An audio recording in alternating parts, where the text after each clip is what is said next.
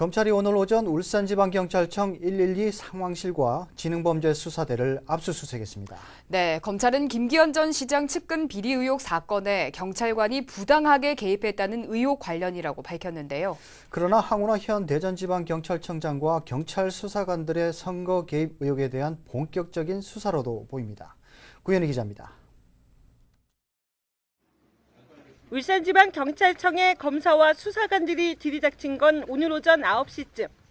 112 상황실과 지능범죄수사대를 압수수색했습니다.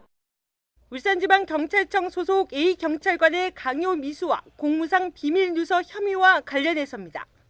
검찰은 A경찰관이 근무하는 112 상황실과 이전 부서였던 지능범죄수사대 사무실을 압수수색하고 관련 서류와 PC 등에 대해 포렌식으로 데이터를 복원했습니다. 압수한 증거물은 뭡니까? 또 현장에서 A 경찰관의 휴대폰을 압수하고 자택과 승용차, 다른 몇몇 경찰관들의 휴대폰도 압수한 것으로 알려졌습니다. 현장에서 조사도 하시나요? 죄송합니다. 저희도 확인해봐요.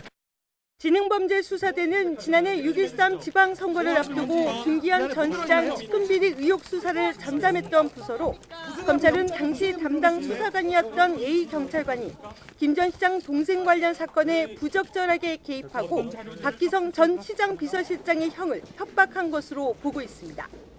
검사와 수사관들이 3시간 넘게 울산경찰청을 압수수색하는 동안 검찰은 김 전 시장 측근비리 의혹의 마지막 사건에 대해서도 무혐의로 종결했습니다. 울산지검 형사 4부는 변호사법 위반 혐의로 고발된 김 전 시장 동생에 대해 사실관계를 인정하기 어렵다며 무혐의 처분을 내렸습니다.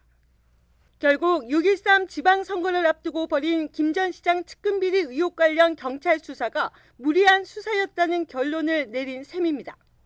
김 전 시장 측근비리 의혹 수사가 모두 마무리되면서 검찰 수사는 경찰의 선거 개입 여부에 맞춰지고 있습니다. 검찰이 당시 경찰 수사관들을 차례로 소환할 예정으로 알려지면서 황운하 청장의 소환 가능성도 점차 커지고 있습니다. 수사권 조정을 둘러싼 검경 갈등이 고조되는 가운데 검찰의 칼끝이 황운하 청장을 향하면서 관심이 집중되고 있습니다. JCN 뉴스 구현입니다.